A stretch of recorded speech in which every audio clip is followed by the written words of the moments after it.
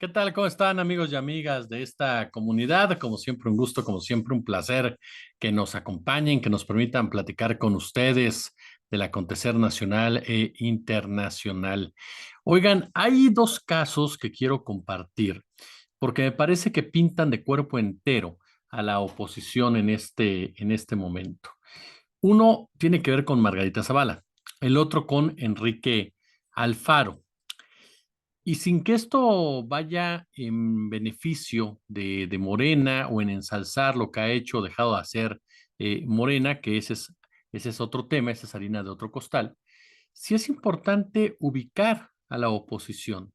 ¿Y por qué es importante esto? Porque vamos a definir el rumbo del país el próximo 2 de junio. Y por eso creo que a final de cuentas se tiene que conocer a fondo las narrativas, los discursos, la hipocresía, el secuestro de la verdad, las propuestas, las ideas, para tratar pues, de definir con quién va uno, si no es que ya lo tiene perfectamente definido, como me parece que está. A ver, ¿qué fue lo que dijo Margarita Zavala? Vamos a empezar con la esposa de Felipe Calderón Hinojosa. Margarita Zavala es una mujer que tiene mucho tiempo en la política. En realidad, su familia ha sido parte de ella, siempre en el Partido Acción Nacional. Cuando se salió de este partido y trató de formar su partido, pues en definitiva dejó mucho, pero mucho que desear. Ni siquiera le alcanzaron las firmas, luego quisieron trampa con otras. Es decir, es una política anticlimática en muchos sentidos. No es alguien que tenga una personalidad arrojada, atrayente, seductora, carismática. En realidad es alguien que no dudo que sea inteligente o que esté preparada, más bien dicho, que es una persona preparada académicamente, pero que no tiene esa capacidad mediática de articular un discurso convincente. Incluso muchas veces termina yéndose por las ramas, termina cantinfleando y termina defendiendo lo indefendible. Sí me parece que es una de esas políticas forjadas en el viejo cuño, ese viejo cuño que les hace creer o pensar que son intocables, que el hecho de que haya pues sentido lo que es el poder político en este país, siendo esposa de Felipe Calderón y siendo un factor clave, como nos dice el maestro Francisco Cruz Jiménez, en la administración de Los Pinos durante ese sexenio, porque en este excelente libro, que se les recomiendo, por supuesto, de las Damas del Poder, Paco evidencia muy bien el peso de Margarita, el peso que tenía en su relación familiar, en su relación personal, pero sobre todo en la administración pública y en decisiones que tomaba Calderón en ciertos rubros. Por supuesto que esto la hace cómplice de muchas de las decisiones que tomó su esposo, sino como ejecutora de las mismas, sí por lo menos conocedora y justificadora. Sé que a lo mejor legalmente ustedes me dirán, eso no se castiga, o tal vez en algunos casos sí, estoy de acuerdo, pero ética y moralmente yo creo que sí tiene una sanción, que en el caso de figuras públicas, pues siempre tiene una repercusión.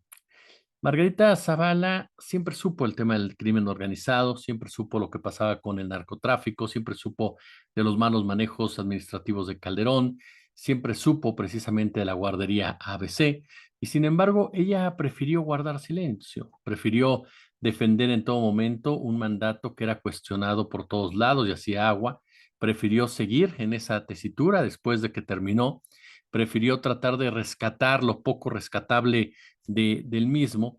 Y la vida ha sido dadivosa con ella en cierta manera, porque la ha mantenido ahí, mamando el presupuesto, viviendo del erario, aun y cuando, por supuesto, el trabajo que hace en torno al poder legislativo, pues no es su principal entrada de recursos. Ella tiene otro tipo de negocios que a su vez se ven beneficiados con su presencia en la Cámara de Diputados o en la Cámara de Senadores, una forma de operar muy clásica de los panistas, sobre todo esos panistas que saltaron a la fama entre los ochentas, noventas, dos miles y que se fueron encumbrando gracias a su relación con el priismo neoliberal, que supieron acercarse con sus amigos abogados, con sus amigos inversionistas, con sus amigos empresarios para hacer negocios al interior del gobierno, ya fuera con Salinas, ya fuera con Cedillo, ya fuera con Fox o con su propio esposo en un abierto conflicto de interés, sin olvidar, por supuesto, lo que fue Enrique Peña Nieto.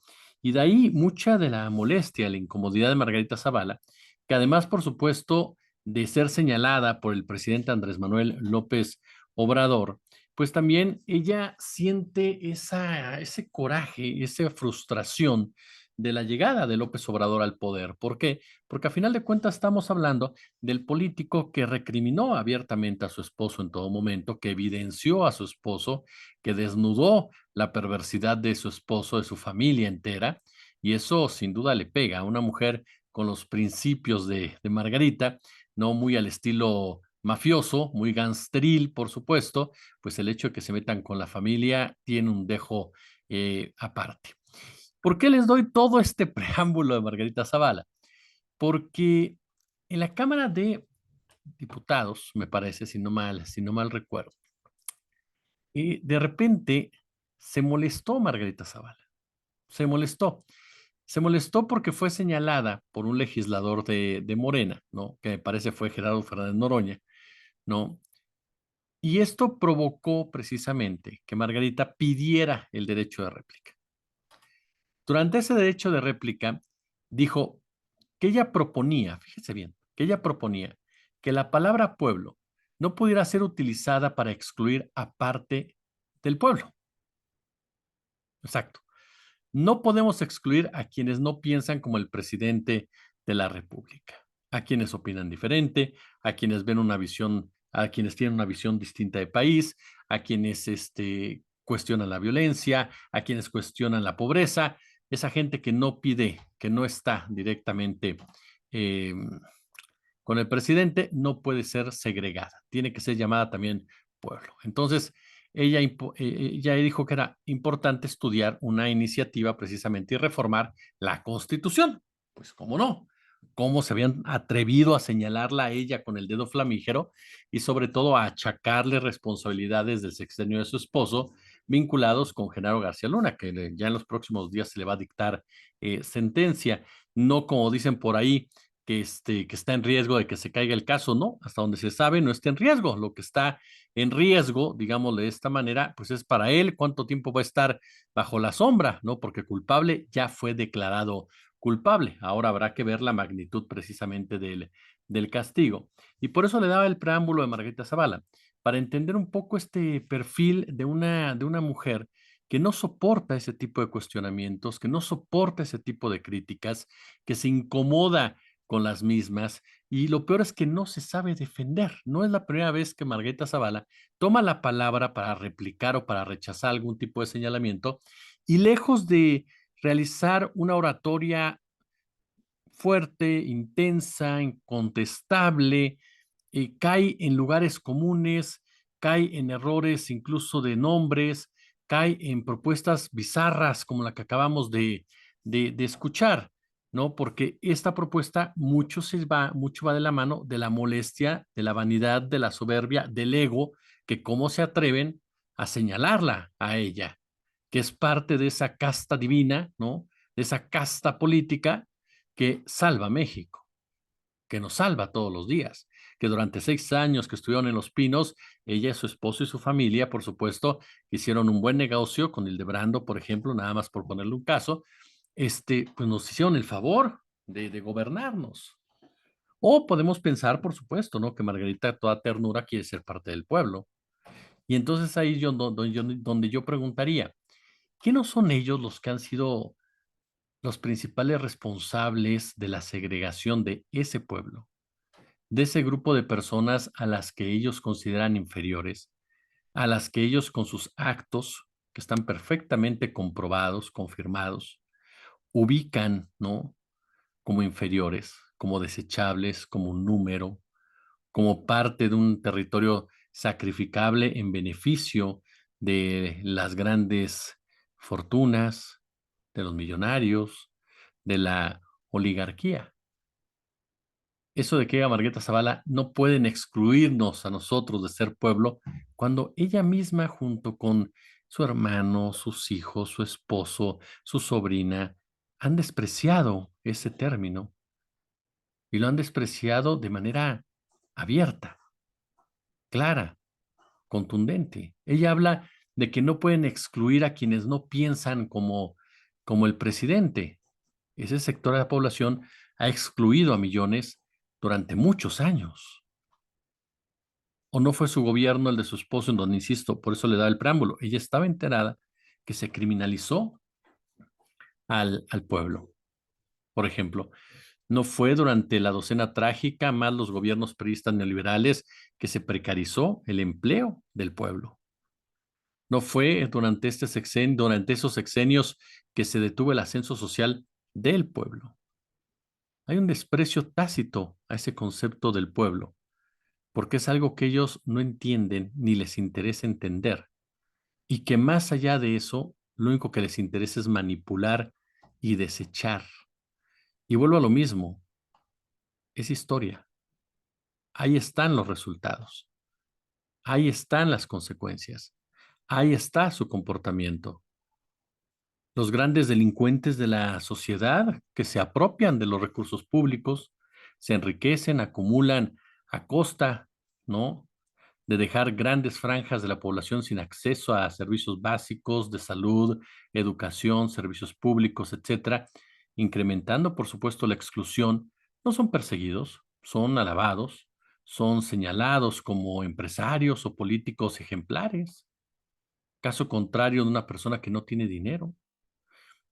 Si por alguna razón llegaran a ser detenidos, estos personajes de la oligarquía operarán tantas razones y argucias legales para lograr los más altos beneficios y tratar obviamente de conseguir pues dádivas, ¿no? Tratos preferenciales que les garanticen pues mantener sus privilegios. Pero más complejo, definitivamente, más complejo aún, es la forma como esta lógica o ilógica realidad se ha normalizado. Se asume como normal, por ejemplo, que en una sociedad existan pobres, miseria, marginalidad. Se cree que así es, ha sido y será siempre un fenómeno que no se cuestiona ni se discute. Y en este contexto, la categoría de pobre se asimila a peligroso, se asimila a indeseable, es decir, el pobre sospechoso, no per se, de cometer delitos, de incurrir en conductas ilícitas. Y se ha logrado que la misma sociedad empobrecida no cuestione lo más mínimo cuando ve que su captura, o que se captura un habitante de la calle, un joven de un barrio de la periferia, o incluso en un simple espacio público, no se cuestiona por qué sobre él ya cae una gran sospecha de ser culpable, y es que al parecer no tiene recursos económicos y eso lo convierte en culpable a simple vista. Veamos lo que pasó con dos mujeres en Oaxaca, ¿no? Que estaban agarrando leña para poder ahorrarse unos centavos y poderles llevar a sus hijos algo de calorcito, y llegó toda la policía de un pueblo en Oaxaca y ya la estaban deteniendo como si fueran el Chapo Guzmán, ¿no? Le garantizo que si eso mismo hubieran hecho unos blancos, o hubieran hecho unas personas de alta sociedad, no se hubieran dicho absolutamente nada. Como el título de esa gran película, ¿no?, de Bryan Singer, los pobres son los sospechosos de siempre. Sobre los pobres recae la estigmatización, el señalamiento social que se afinca cuando el Estado, por medio de su fuerza policial, como le decía hace un momento, no solo acosa, sino que persigue en los sectores populares a esos culpables sin ser juzgados. Y luego son llevados ante un fiscal, ante un MP, que con solo verlos ya también considera que son culpables. Y por último, cuando están frente a un juez, este obviamente pues solo ratifica lo que es evidente a sus ojos. La culpabilidad salta a la vista. ¿Y sabe quién propagó esto desde el poder? Felipe Calderón, con Margarita Zavala al lado. Ya nos olvidamos de Villas Albarca, por ejemplo, ¿no? Y muchas otras más, cuestiones más. Ya nos olvidamos de personas que fueron criminalizadas por el hecho de vivir en zonas bajo control de los cárteles que están manejados por el gobierno de Calderón. Ya nos olvidamos de cuánta gente inventaron que era criminal durante el sexenio de Calderón para justificar su maldita guerra contra las drogas. Margarita y Felipe, y particularmente ya que hablamos de Margarita, es producto del neoliberalismo, ¿no? El neoliberalismo, que es la marginación fría de la mayoría sobrante. O sea, salimos de la dominación hacia la exclusión, y como se suele decir, hoy ser explotado es un privilegio porque muchos ni siquiera alcanzan la condición de explotados, ya que no tienen ni siquiera empleo. Estamos viviendo entonces lo que se llama un maltusianismo social, que prohíbe la vida de las mayorías. Y eso fue lo que perpetuó el gobierno de Felipe Calderón Hinojosa. Este capitalismo mafioso que provoca enormes daños ambientales, sociales, como contaminación, deforestación, homicidios, desapariciones, violaciones, feminicidios perpetrados por las mafias. Y una de sus consecuencias es la trata de personas con varias finalidades: explotación sexual, laboral, venta de niños, tráfico de órganos. En el capitalismo mafioso, las personas son una mercancía más que puede ser despedazada con total impunidad por la complicidad estatal. O ya se nos va a olvidar las declaraciones de Ernesto Cordero, que aseguraba que con 6,000 pesos podías vivir campechanamente y sin ningún problema. Se nos va a olvidar también lo que declaraba en esa época el señor Germán Martínez, que minimizaba precisamente la violencia. O qué mejor, no olvidar lo que en su momento también dijo de manera enfática, de manera animosa, de manera contundente, quien fuera secretaria de Educación, Josefina Vázquez Mota, que segregaba a los estudiantes de poblaciones empobrecidas porque consideraba que no tenía caso que hubiera inversión en esos sectores. Entonces, Margarita Zavala quiere ser pueblo, de verdad, o no quiere que le excluyan del pueblo. Simplemente es una mujer soberbia que le molesta que la señalen y le achaquen de una u otra manera responsabilidades directas o indirectas que sí tiene. Y del otro lado, rápidamente, el tema fosfo-fosfo, ¿no? Realmente Movimiento Ciudadano parecía que podría haber hecho más en estas elecciones. Sin embargo, con el cambio de candidato todo se vino abajo. Las divisiones están a la puerta de la esquina, ¿no? Las divisiones están a la vuelta de la esquina, las divisiones son una puerta abierta, en donde desde hace tiempo el Grupo Jalisco no puede ver al Grupo Monterrey, y en medio queda precisamente Dante Delgado, que no ha sido ese gran sabio político, ese gran tiburón que supiera manejar, controlar a estos grupos. Simplemente es un personaje que tiene muchos años viviendo de la política y que parecía que había encontrado su nicho ahora con este partido naranja que defiende el modelo neoliberal progresista, es decir, son los panistas buena ondita, en pocas palabras, que prometen no cambiar absolutamente nada, pero hacerlo bailando y cantando.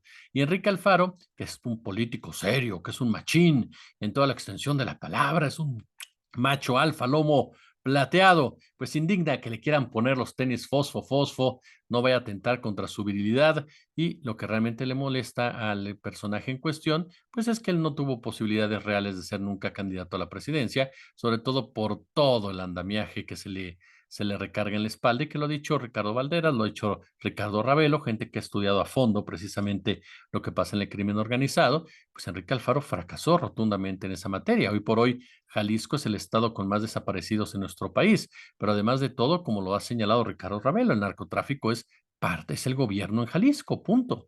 Se ha adentrado de tal manera que controla cada una de las esferas. El verdadero cártel de Jalisco Nueva Generación, los jefes del cártel de Jalisco Nueva Generación, los que ultimaron a Aristóteles Sandoval, son los integrantes del grupo de Enrique Alfaro y otros más, por supuesto. Entonces, qué bueno que ese no se ponga los fosfo fosfo, qué bueno que él no cante ninguna canción del joven Yagüi, qué bueno definitivamente que él no sea parte de la nueva generación, porque yo no creo que la nueva generación sea parte de él, y tampoco creo que Movimiento Ciudadano sea parte de la nueva generación. Simplemente me parece que es un partido ya roto, totalmente fuera de competencia, y que tendrá que definirse muy bien, ¿no? Lo que va a pasar con él después de 2024, hacia dónde van a ir y qué es realmente lo que van a ofrecer y quiénes se van a quedar, en definitiva, en un escenario en donde la oposición va a sufrir muchos, pero muchos cambios. Si les gustó el video, échele pulgar arriba. Perdón todo el rollo preliminar sobre Margarita, pero bueno, quería llegar a este punto.